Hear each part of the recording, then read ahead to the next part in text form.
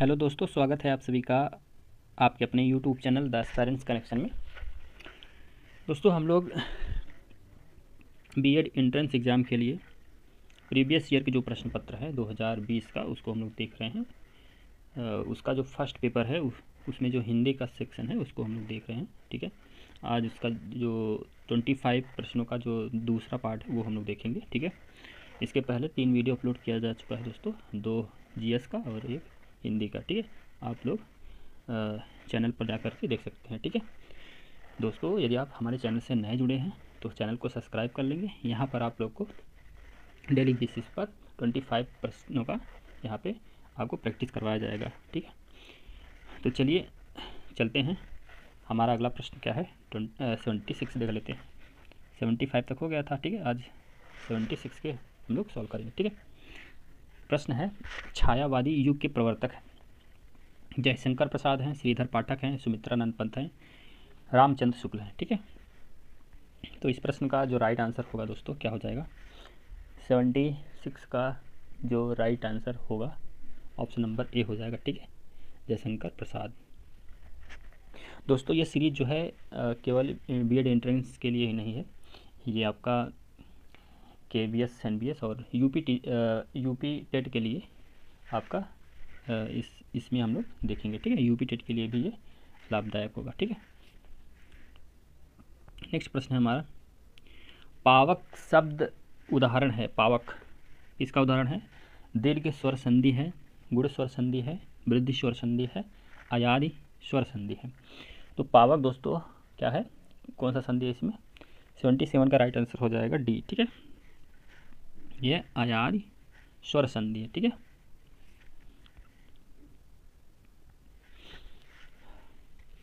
Next हमारा प्रश्न है, सामान्यतः काव्य के कुल कितने भेद बताए गए हैं।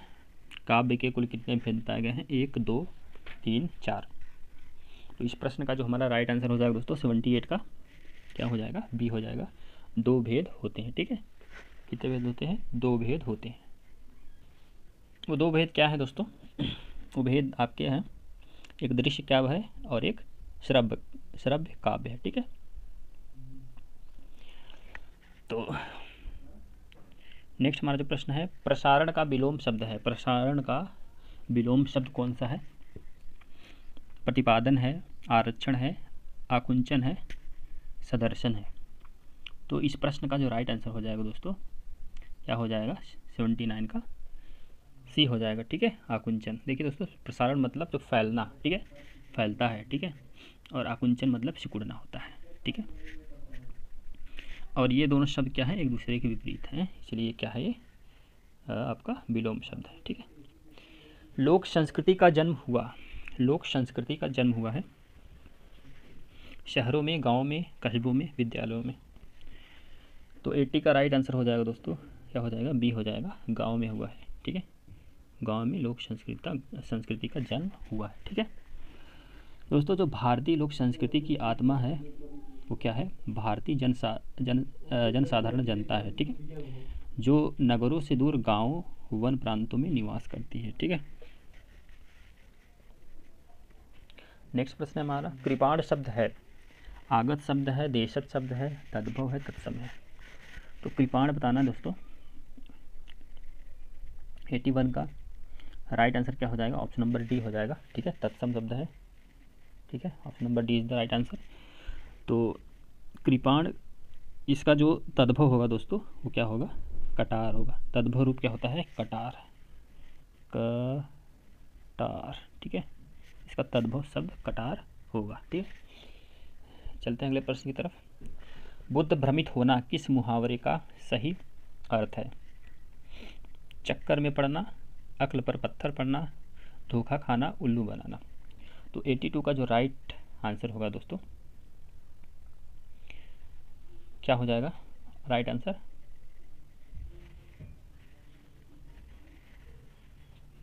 तो ये चक्कर में पड़ना। ठीक है, बुद्धि भ्रमित होना मतलब चक्कर में पड़ना।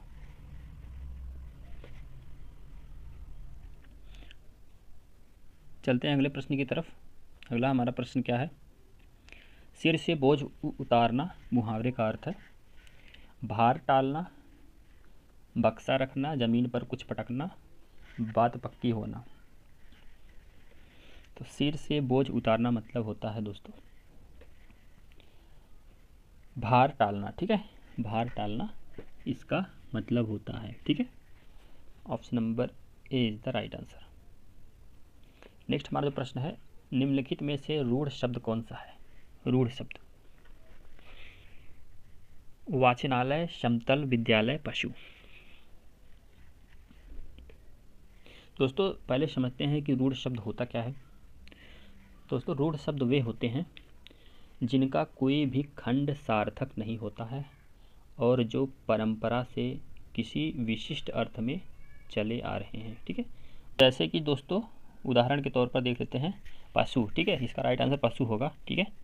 ये रूढ़ शब्द है और इनमें दोस्तों जो प और सु है, ठीक है, दो खंड हुए, ठीक है, इसका कोई अलग अलग अर्थ नहीं है, ठीक है। प्रश्न है महोत्सव में संधि है, महोत्सव में संधि है 85 का राइट आंसर हो जाएगा हमारा, ऑप्शन नंबर ए हो जाएगा, ठीक है, गुण संधि, ठीक है, गुण संधि इसमें है, ठीक है। दोस्तों गुण संधि होता क्या है? गुण संधि दोस्तों जब देखिए आ के बाद ई या उ या री हो तो, ठीक है, तो क्रमशः देखिए क्या हो जाता है, ए ओ और अर हो जाता है, तो इसे क्या कहते हैं? गुण संधि कहते हैं, ठीक है। जैसे इसमें एक ये उदाहरण ले लीजिए महोत्सव, तो महोत्सव का क्या हो जाएगा? महाधन उत्सव, ठीक है, उत्सव। तो देखिए इसमें देखिए इसके पहले वाले में देखिए क्या आया है, आ आया है, ठीक है, और यहाँ पर उ आया है, तो दोनों मिलकर क्या यहाँ पे हो रहे हैं, बन रहे हैं, तो यहाँ दोनों मिलने के बाद आपका यहाँ पर बन रहे हैं ओ बन जा रहे हैं, ठीक है, ओ बन जा रहे हैं, ठीक है, आ प्लस उ मिलाकर ओ बन जा रहे हैं, ठीक है। चलिए चलते हैं अगले प्रश्न की तरफ। 86 देख लेते हैं। अंबर का विलोम है, अंबर का विलोम है अवनी है, आकाश है, अभिन्न है, प्रक्षिप्त है। तो 86 का राइट आंसर क्या हो जाएगा दोस्तों? अंबर का अवनी हो जाएगा, अवनी मतलब धरती, अंबर मतलब आकाश, ठीक है, ये विलोम शब्द है दोस्तों, ठीक है, ए हो जाएगा। 87 देख लेते हैं। मुझे कैसा शब्द है ये बताना है, मुझे जो है वो कैसा शब्द है, मध्यम पुरुष है, अन्य पुरुष है, उत्तम पुरुष है या प्रथम पुरुष है। तो दोस्तों इसका जो राइट आंसर हो जाएगा वो क्या हो जाएगा? ऑप्शन नंबर सी हो जाएगा, ये उत्तम पुरुष है, ठीक है। दोस्तों इसमें देखिए इसमें कुछ शब्द आते हैं जैसे मुझे, मैं, हम, ये सब क्या है? उत्तम पुरुष सर्वनाम है, ठीक है। इसका मतलब इसका डिफिनेशन क्या होता है दोस्तों? जैसे देखिए वक्ता जो होता है जिस सर्वनाम का प्रयोग अपने लिए करता है, ठीक है, उसे क्या कहते हैं? उत्तम पुरुष सर्वनाम कहते हैं, ठीक है। चलते हैं अगले प्रश्न की तरफ। अगला हमारा प्रश्न है बहुर्मुखी में समास है, इसमें बताना है आपको समास, ठीक है, अव्ययी भाव समास, द्वंद्व समास, तत्पुरुष समास या कर्मधारय। तो 88 का जो राइट आंसर हो जाएगा दोस्तों क्या हो जाएगा? ए हो जाएगा, इसमें अव्ययी भाव समास है, ठीक है। स्टार्टिंग में क्या जुड़ा है दोस्तों? अव्यय जुड़ा है। अव्यय शब्द कौन से होते हैं?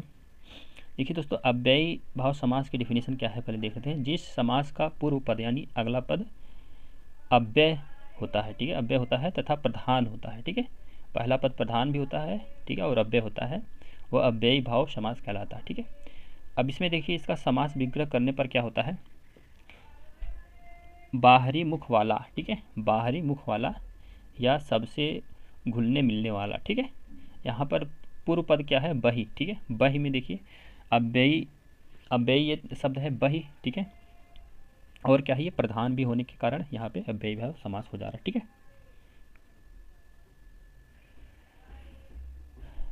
नेक्स्ट हमारा प्रश्न है 89। सूरदास की साहित्यिक भाषा है ब्रज भाषा, अवधी, भोजपुरी, मैथिली। तो 89 का जो राइट आंसर हो जाएगा दोस्तों ये क्या है? ब्रज भाषा, option number A is the right answer, ठीक है।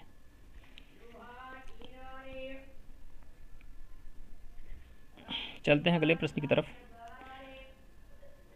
काव्य में वर्णन होता है, काव्य में वर्णन होता है मानव जीवन के बृहद और व्यापक चित्रण का, मानव जीवन के सूक्ष्म पक्ष का चित्रण, मानव जीवन के एकांकी पक्ष चित्रण, मानवेतर जीवन के बृहद पक्ष का चित्रण। ठीक है, महाकाव्य में वर्णन होता है, क्या होता है? तो इस प्रश्न का जो राइट आंसर हो जाएगा दोस्तों ए हो जाएगा, मानव जीवन के बृहद और व्यापक चित्रण होता है। ठीक है, option number A is the right answer. Next हमारा जो प्रश्न है, काली मिर्ची में कौन सा समास है? काली मिर्ची, ठीक है, तो ऑप्शन है कर्मधारय, तत्पुरुष, द्वंद्व, बहु, ब्री। ठीक है, तो 91 का राइट आंसर हो जाएगा दोस्तों ऑप्शन नंबर ए हो जाएगा। ठीक है, कर्मधारय समास। ठीक है दोस्तों, कर्मधारय समास का जो परिभाषा क्या है देख लेते हैं। देखिए दोस्तों, जिस समस्त पद का, ठीक है, जो समस्त पद है यानी काली मिर्ची, ठीक है, का उत्तर पद प्रधान होता है तथा पूर्व पद व उत्तर पद में उपमान, उपमेय अथवा विशेषण विशेष का संबंध हो, वह कर्मधारय समास कहलाता है।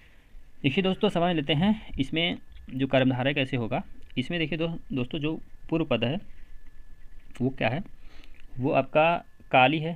ठीक है, तो ये क्या होगा, विशेषण हो जाएगा। ठीक है, विशेषण है, विशेषण शब्द है। और क्या है, और जो मिर्च है, मिर्च क्या है, ये विशेष है। ठीक है, विशेष जिसकी विशेषता बता जाए, तो इस प्रकार क्या हो गया दोस्तों, यहाँ पे कर्मधारय समास हो गया। ठीक है, चलते हैं अगले प्रश्न की तरफ। उर्वशी किसकी काव्य कृति है? अज्ञेय की है, सुमित्रानंद पंत की है, रामधारी सिंह दिनकर की है, कुंवर नारायण की है। तो 92 का राइट आंसर दोस्तों हो जाएगा हमारा ऑप्शन नंबर सी हो जाएगा। ठीक है, उर्वशी आपका रामधारी सिंह दिनकर जी का है। ठीक है दोस्तों, जो उर्वशी है वो वर्ष 1961 ईस्वी में प्रकाशित हुई थी। कब प्रकाशित हुई थी? 1961 में प्रकाशित हुई थी। ठीक है, याद रखेंगे। इसमें दोस्तों दिनकर ने क्या उर्वशी और पुरूरवा के प्राचीन आख्यान को एक नए अर्थ में जोड़ना चाहा है। ठीक है,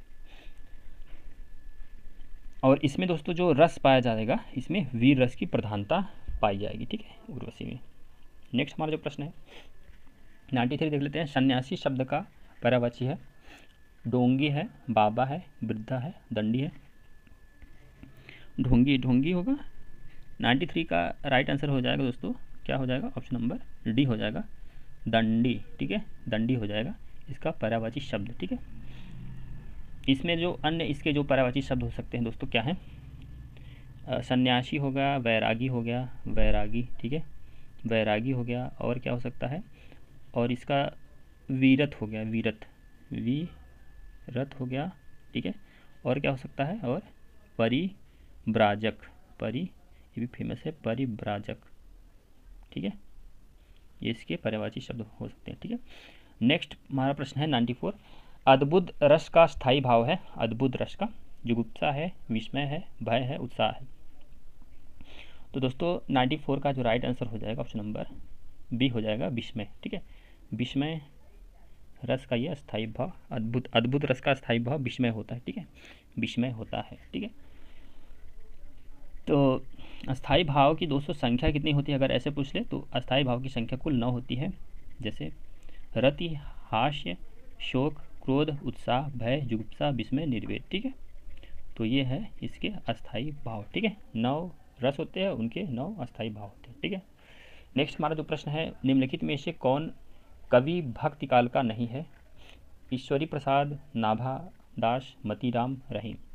तो 95 का जो राइट आंसर हो जाएगा दोस्तों, क्या हो जाएगा, ऑप्शन नंबर सी हो जाएगा, मतीराम। ठीक है, यह भक्ति काल के आपके कवि नहीं है, बाकी ईश्वरी दास, नाभादास, रहीम ये सब भक्ति काल के आपके कवि हैं। ठीक है, नेक्स्ट हमारा प्रश्न है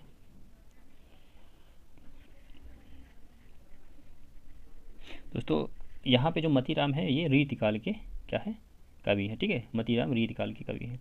नेक्स्ट प्रश्न है, निम्नलिखित में से अशुद्ध वाक्य का चयन कीजिए। मैं आज विद्यालय नहीं जाऊँगा, मैं आज विद्यालय नहीं जाऊँगा, बच्चों को काट कर फल खिला दो, वह सुंदर दृश्य है, वह अत्यंत बुद्धिमान तथा बलशाली है। ठीक है, तो 96 में जो हमारा सही आपका ऑप्शन लग रहा है दोस्तों, वो क्या है, बी है। ठीक है, बच्चों को काट कर फल खिला दो। ठीक है, ये क्या है, अशुद्ध शब्द लग रहा है। ठीक है, बच्चों को काटेंगे क्यों भाई, फल को काटा जाता है ना, तो इसीलिए ये हमारा गलत हो जाएगा, और ये हमारा शुद्ध वाक्य पूछा है, तो राइट आंसर बी हो जाएगा। ठीक है, नेक्स्ट हमारा प्रश्न है 97, करवा किस विधा की रचना है? नाटक है, कहानी है, उपन्यास है, एकांकी है? तो 97 का राइट आंसर हो जाएगा दोस्तों, ये क्या है दोस्तों, एक एकांकी है। ठीक है दोस्तों, ये किसकी एकांकी है? तो ये है आपकी भुवनेश्वर की। ठीक है, भुवनेश्वर की एक ये एकांकी है विधा, जो कि वर्ष 1935 में प्रकाशित हुई थी। ठीक है, कब? 1935 में प्रकाशित हुई थी, भुवनेश्वर की है। ठीक है, भुवनेश्वर, ठीक है, एकांकी है। नेक्स्ट प्रश्न है हमारा, निम्न में से संयुक्त वाक्य का चयन कीजिए। संयुक्त वाक्य बताना है। उत्तर देने का यह ढंग ठीक नहीं है, उसे गर्व है कि वह उच्च कुल में पैदा हुआ है। दवा लो और बुखार कम हो जाएगा, यह बात सभी को स्वीकार्य है। दोस्तों संयुक्त शब्द जो होते हैं, पहले देख लेते हैं। संयुक्त वाक्य क्या होते हैं दोस्तों? वे वाक्य जिनमें एक से अधिक प्रधान उपवाक्य हों। ठीक है, अब देखिए दोस्तों, चाहे वो उपवाक्य कैसे हो, वो चाहे मिश्र वाक्य हो या आपके साधारण वाक्य हो। ठीक है, और वे संयोजन अपव्ययों द्वारा जुड़े होते हैं। ठीक है, तो उसे क्या कहेंगे? संयुक्त वाक्य कहते हैं। देखिए जैसे उदाहरण के तौर पे देख लेते हैं, जैसे दवा लो और बुखार कम हो जाएगा। ठीक है, अब इसमें देखिए इस वाक्य में क्या है, इस वाले वाक्य में दवा लो और बुखार कम हो जाएगा। तो इस वाक्य में दोस्तों दवा लो तथा बुखार कम हो जाएगा प्रधान दो उपवाक्य है। ठीक है, जो कि एक संयोजन अपव्यय है। संयोजन अपव्यय क्या है? और। ठीक है, संयोजन अपव्यय और से ये जुड़ा हुआ है, संयुक्त हुआ है। ठीक है, इसीलिए हमारा जो राइट आंसर हो जाएगा सी हो जाएगा। ठीक है, नेक्स्ट हमारा जो प्रश्न है, कंजूसी से धन व्यय करने वाला क्या कहते हैं? उसको एक शब्द में बोलेंगे तो मृषण कहेंगे, मितव्ययी कहेंगे, अल्पव्ययी कहेंगे, कृपण कहेंगे। तो कंजूसी से जो धन क्या करता है, व्यय करता है, तो उसको क्या कहते हैं? मितव्ययी। ठीक है, मितव्ययी कहते हैं। ठीक है, option number B is the right answer. ठीक है, नेक्स्ट हमारा लास्ट प्रश्न है दोस्तों, विशेषणों की विशेषता बताने वाले शब्द को क्या कहते हैं? अब विशेषणों की विशेषता बताने वाले शब्द क्या कहलाते हैं दोस्तों? ऑप्शन दिया है विशेष, क्रिया विशेषण, प्रविशेष, सर्वनामिक विशेषण। तो उसको दोस्तों क्या बोलेंगे? प्रविशेषण। ठीक है, प्रविशेषण उसे कहेंगे। ठीक है दोस्तों, जो विशेषणों की विशेषता बताते हैं वो प्रविशेषण कहलाते हैं। ठीक है, जबकि विशेषण जिसकी विशेषता बताए उसे विशेष्य कहते हैं। ठीक है, ये याद रखेंगे हमेशा। ठीक है, एक वाक्य से हम लोग समझ लेते हैं प्रविशेषण। जैसे रोहित बहुत तेज दौड़ता है। ठीक है, क्या है? रोहित बहुत तेज दौड़ता है। ठीक है, बहुत तेज दौड़ता है। ठीक है, तो ये वाक्य हो गया, रोहित बहुत तेज दौड़ता है। इसमें देखिए दोस्तों, इसमें रोहित जो है ये क्या है? विशेष है, चूँकि इसकी विशेषता बताई जा रही है। अब देखिए बहुत और तेज, तेज क्या है आपका? विशेषण शब्द है, और इसकी जो विशेषता बता रही है वो कौन बता रही है? बहुत बता रहे। ठीक है, तो तेज के आगे बहुत लगा हुआ है, तो ये क्या हो गया आपका? प्रविशेषण। ठीक है, बहुत शब्द क्या हो गया? प्रविशेषण हो गया। ठीक है, यहाँ पे चलिए दोस्तों, आज के लिए इतना ही। आपको ये मेरा प्रयास कैसा लगा समझाने का तरीका? ठीक है, ज़रूर बताइएगा, और जो भी डाउट हो कमेंट में ज़रूर पूछिएगा। ठीक है, नए जुड़े हैं तो चैनल को सब्सक्राइब कर लेंगे, वीडियो को शेयर कर देंगे, लाइक कर देंगे। ठीक है, तो चलिए चलते हैं, आज के लिए इतना ही। तब तक के लिए धन्यवाद।